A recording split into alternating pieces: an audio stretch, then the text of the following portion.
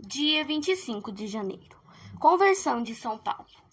Grande é o Senhor. Ele dirige os corações como torrentes d'água. Se quer que pobres pastores sejam os primeiros a prestar homenagens ao menino Deus, convida-os por vozes angélicas. Se quer que reis e terras longínquas venham adorar o menino no presépio, chama-os e guia-os por uma estrela maravilhosa. Quando precisa de operários para sua vinha, diz aos pobres pescadores do lago Tiberiate: segue-me, segue-me. Se quer dar um grande apóstolo aos gentios, despedaça o coração irrequieto do jovem Saulo e transforma-o em coração dedicado, discípulo de Cristo, a ponto de fazê-lo exclamar: vivo, porém, não eu, mas Cristo vive em mim. Saulo, natural de Tarso, na Sicília, filho da tribo de Benjamim e ao mesmo tempo cidadão romano, possuía talentos extraordinários, bons e nobres sentimentos, aliados a uma força de vontade inquebrantável. No tempo em que Jesus Cristo pregava o Evangelho na Palestina, Saulo, sentado aos pés do célebre Gamaliel, estudava ciências dos santos livros. Os belos talentos que possuía, sua aplicação e, sobretudo, seu zelo ardente pela lei de Moisés e as tradições do povo chamaram a atenção dos fariseus. O crescimento rápido da igreja de Jesus de Nazaré, o aumento espantoso do número de discípulos de Cristo crucificado fizeram com que no coração de Saulo se incendiasse um ódio mortal aos cristãos, por ele considerados traidores da causa pátria. Qual lobo voraz tinha sede do sangue dos mesmos. E quando o primeiro mártir morreu, vítima do ódio dos fariseus, os algozes depositaram as vestes ao pé de Saulo. Mas o jovem diácono vingou-se do jovem fariseu, alcançando-lhe a conversão pelas suas orações. Incitado constantemente pelo ódio dos fariseus, Saulo foi ao sumo sacerdote e pediu-lhe cartas para a sinagoga de Damasco, com poderes para trazer presos para Jerusalém todos os partidários de Cristo, homens e mulheres. Em caminho já perto de Damasco, de repente lhe reluziu em torno uma luz vinda do céu. Caiu por terra e ouviu uma voz que lhe dizia: Saulo, Saulo, por que me persegues? Ele respondeu: Quem sois vós, Senhor? O Senhor disse-lhe: Eu sou Jesus a quem persegues. Tremendo e todo assustado, disse: Senhor, que devo fazer? O Senhor respondeu-lhe: Levanta-te e entra na cidade. Lá se te dirá o que tens que fazer.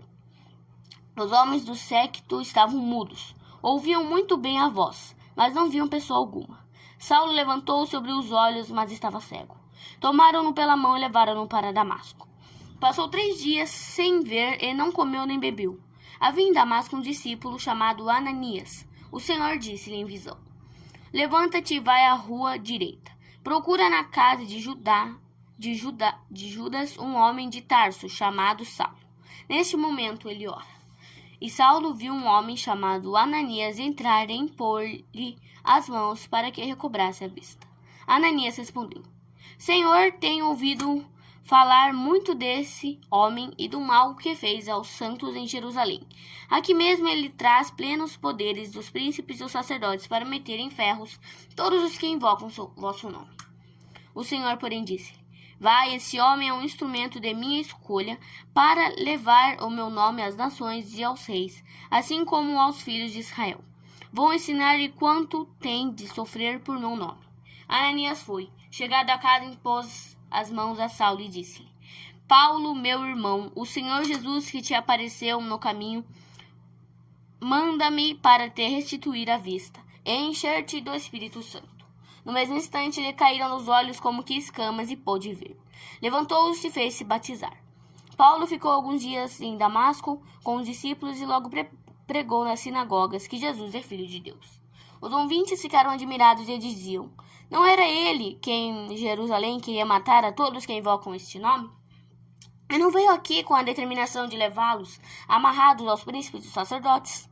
No entanto, Paulo ganhava de mais a mais e levava confusão no meio dos judeus em Damasco, provando que Jesus é o Messias. Depois de passar 3 anos na solidão da Arábia, Paulo voltou a Damasco. Então os judeus decidiram matá-lo. Paulo teve aviso da conjuração. Os judeus vigiavam as portas da cidade dia e noite para que não lhes escapasse. Os discípulos, porém, aproveitaram-se da noite e desceram num cesto pela janela. Chegado a Jerusalém, Paulo procurou achegar-se aos discípulos, mas estes o temiam, não acreditando na sua conversão. Então Barnabé tomou-o e levou-o aos apóstolos. Contou-lhes que o Senhor tinha aparecido a Paulo em caminho e falou-lhes da coragem com que Paulo se tinha declarado em Damasco, em favor do nome de Jesus.